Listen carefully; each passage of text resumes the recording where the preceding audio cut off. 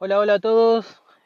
Nos volvemos a encontrar y hoy vamos a hablar de lo que es el control constitucional y el derecho internacional, los conceptos esenciales.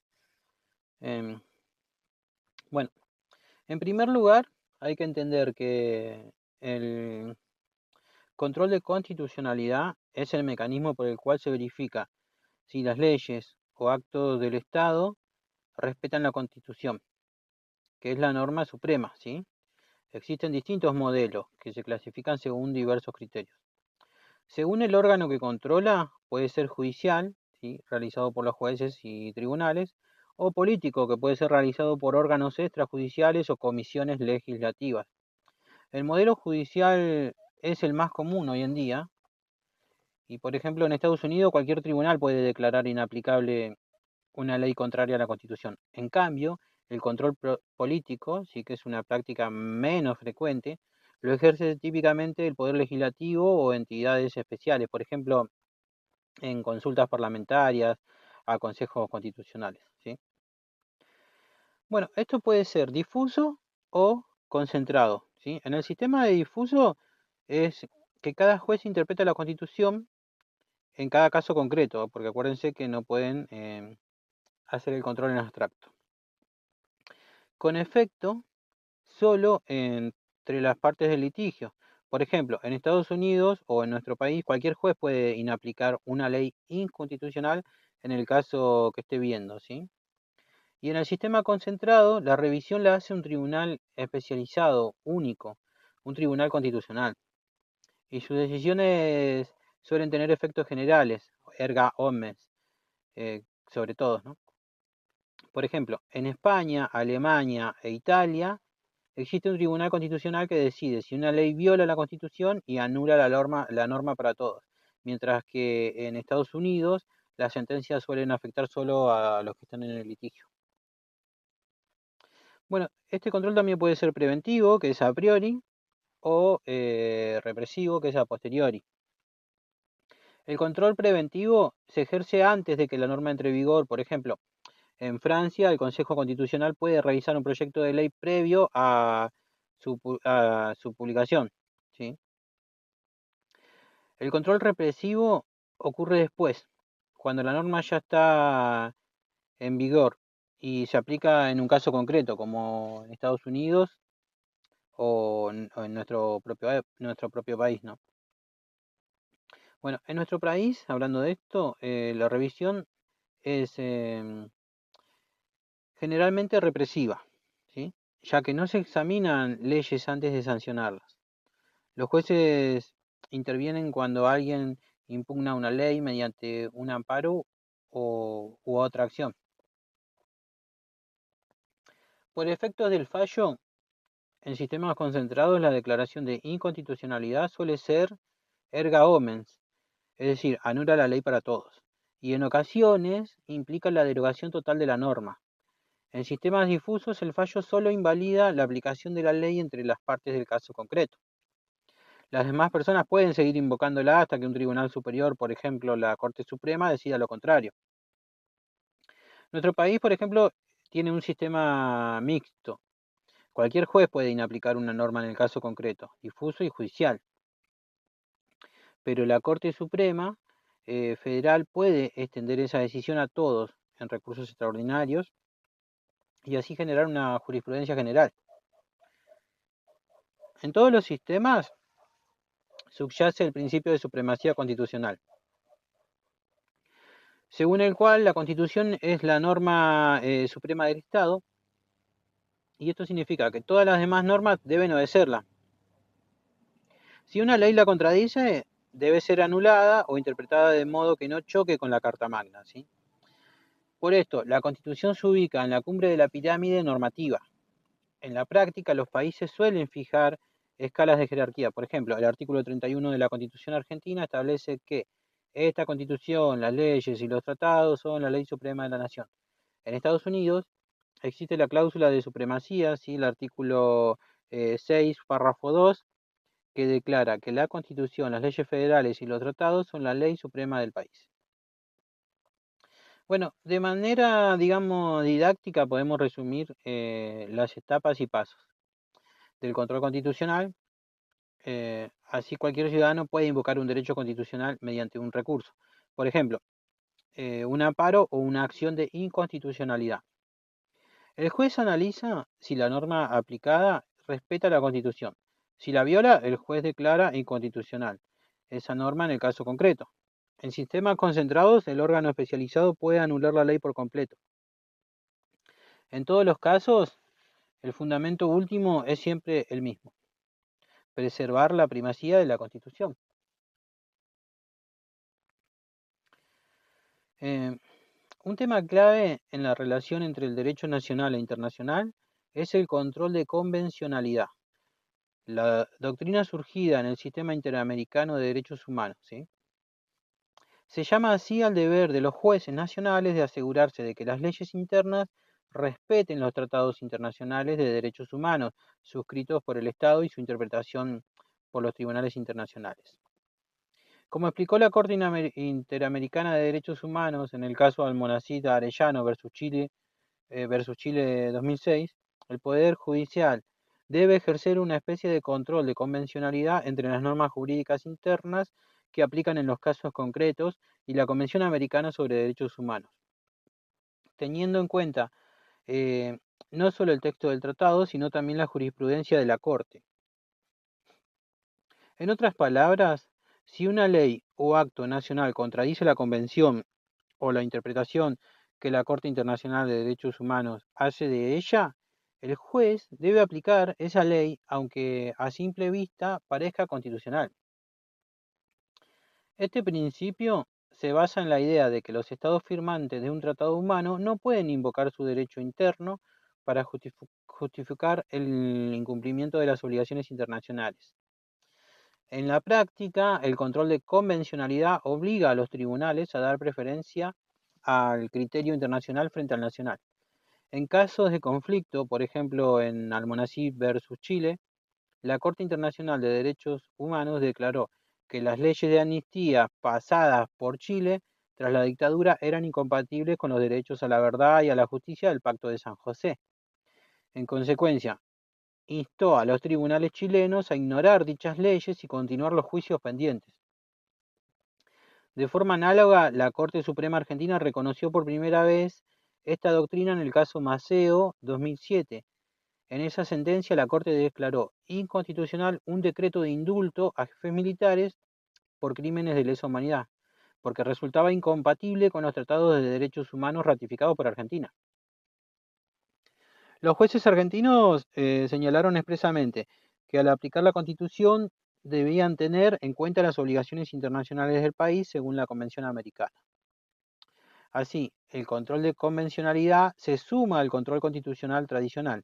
Además de comprobar el respeto a la Constitución, los jueces vigilan el cumplimiento de los tratados. En la Argentina actual, los tratados de derechos humanos que están incorporados al bloque constitucional ya forman parte de la norma suprema, pero el control de convencionalidad va un paso más allá, porque exige ver los actos nacionales a la luz de esos tratados y de la interpretación de la Corte Internacional de Derechos Humanos. Si un juez encuentra un choque, tiene que elegir la solución que favorezca los derechos reconocidos internacionalmente. Este enfoque se fue extendiendo en varios países de la región. Por ejemplo, en México, el Poder Judicial se guía por la jurisprudencia de la Corte Internacional de Derechos Humanos. Y en Colombia, las altas cortes fueron aplicando el control de convencionalidad para anular normas internas contrarias a la Convención. Bueno, desde la reforma de 1994, la Constitución de nuestro país incluyó expresamente varios tratados internacionales de derechos humanos en su propio texto. El artículo 75, inciso 22, enumera pactos y declaraciones. La Declaración Americana, la Declaración Universal de Pacto de San José, el Pacto Internacional de Derechos Civiles y Políticos, etc. Y dispone que tienen jerarquía constitucional. Además, fija un procedimiento especial, la mayoría especial del Congreso, ¿sí?, para otorgar el mismo rango a otros tratados de derechos humanos. Por eso se habla de un bloque de constitucionalidad. La Constitución se interpreta en conjunto con esos instrumentos internacionales que tienen peso constitucional. En la práctica, eso significa que cuando un juez examina una ley, no solo la está comparando con la Constitución de 1853, sino que también con esos tratados. En otros países hay regímenes similares o análogos. Eh, en México, por ejemplo, la supremacía constitucional está reforzada por la incorporación de la Corte Internacional de Derechos Humanos al texto constitucional. Y en Ecuador o Brasil las constituciones también otorgan jerarquía especial a algunos tratados. Por el contrario, en Estados Unidos los tratados no forman parte de la Constitución, pero sí del ordenamiento jurídico. La cláusula de supremacía del artículo 6 de Estados Unidos establece que los tratados ratificados por el Ejecutivo y aprobados el Senado son la ley suprema del país. Sin embargo, la Constitución vence el tratado. Si un tratado contraviene la Constitución, esta última prevalece. Ahora, en nuestro país el régimen es casi monista en materia de derechos humanos. Los tratados integrados al bloque constitucional valen igual que la Constitución y por encima de las leyes. En la jerarquía normativa general se suele ver entonces algo así. Constitución Nacional, lo más alto. Tratados de Derechos Humanos incorporados en el artículo 75, inciso 22, con jerarquía constitucional. Leyes nacionales y tratados internacionales no incluidos en el bloque. Estos últimos, según el artículo 31 de la Constitución Nacional, tienen jerarquía superior a las leyes. Y después decretos y reglamentos inferiores. Ahora, este escalonamiento refleja el principio de jerarquía. Normas de orden superior fundamentan y en caso de conflicto invalidan las inferiores. Cualquier ley que contradiga la Constitución o un tratado incorporado queda anulada o inaplicada. La interpretación constitucional es el proceso por el cual se esclarece el sentido y el alcance de los preceptos constitucionales al aplicarlos en casos concretos. Eh, ya que la Constitución fue redactada en ciertas palabras, pero las sociedades cambian, existen distintas técnicas interpretativas. En general se utilizan criterios literales, lógicos o de contexto histórico sistemático, armónico, bueno, con otras normas, y teleológico, que es el finalista. Por ejemplo, la interpretación literal busca el significado gramatical del texto constitucional, mientras que la interpretación sistemática integra el artículo con el resto de la Constitución y con los tratados incluidos. También hay enfoques llamados originalistas que interpretan según la intención de los constituyentes y del constitucionalismo vivo, que la Constitución es un texto que tiene que adaptarse a la realidad actual. En los Estados Unidos existe un debate clásico entre originalistas y defensores de la Constitución viva, que son casos emblemáticos que ilustran esto. La sentencia Brown versus Board of Education de 1954 usó una interpretación dinámica de la 14ª enmienda para declarar inconstitucional la segregación racial, adoptando criterios de justicia social sobre un texto del siglo XIX. Bueno, ese fallo no solo es una lectura jurídica del texto, sino que incorporó el contexto político y las consecuencias sociales como explica la doctrina. En Estados Unidos los jueces a veces asumen un rol de justicia política al interpretar la Constitución considerando la conveniencia social y los valores actuales, sin desvincularse totalmente del texto original. En nuestro país igualmente se considera que la Constitución debe interpretarse de conformidad con los derechos que proclama y con los tratados internacionales incorporados. Por ejemplo, se espera que ante una ley ambigua los tribunales la lean de la manera más compatible con la Constitución y con las convenciones de derechos humanos vigentes. Y esto se ve en la doctrina judicial de interpretación conforme.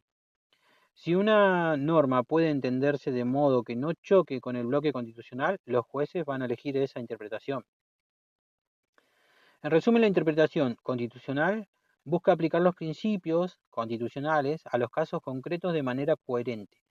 Puede requerir examinar los antecedentes históricos, la voluntad de los redactores o los valores actuales, la igualdad, dignidad, derechos.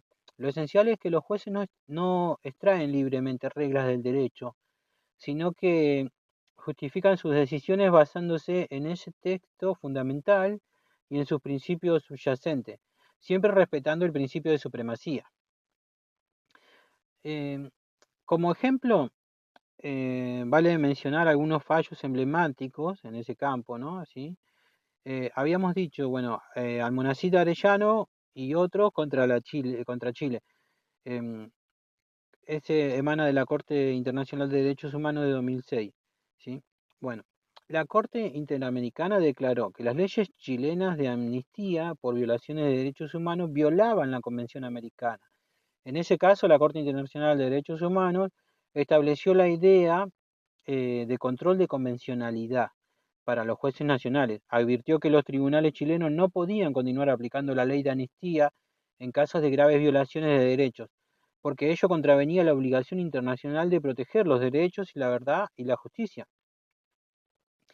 En el caso de Maceo, ¿sí?, de la Corte Suprema de nuestro país, de 2007, la Corte Suprema declara la inconstitucionalidad en el decreto de 1002/89 de indulto a militares por delito de lesa humanidad. Y este fallo es clave porque la Corte sostiene que esos indultos eran incompatibles con los tratados de derechos humanos suscritos por el Estado argentino, revocando una decisión anterior. Fue la primera vez que la Corte de nuestro país invoca abiertamente la doctrina de control de convencionalidad, dando rango constitucional a la jurisprudencia de la Corte Internacional de Derechos Humanos. Eh, Caso Fiverr en campos de aplicación. Aunque no hay una sentencia famosa con ese nombre en la Corte Suprema, en la práctica la idea se extiende a controversias como licencias de telecomunicaciones o servicios públicos, donde se invoca la Constitución. Por ejemplo, tribunales federales tuvieron que decidir sobre la caducidad de licencias de empresas, como el caso de la empresa Fivertel en 2010, y en esos casos se analizan vía amparo o acción de nulidad. Si reglamentos o decretos violan principios constitucionales como el debido proceso o la propiedad, y eventualmente se dejan sin efectos actos administrativos.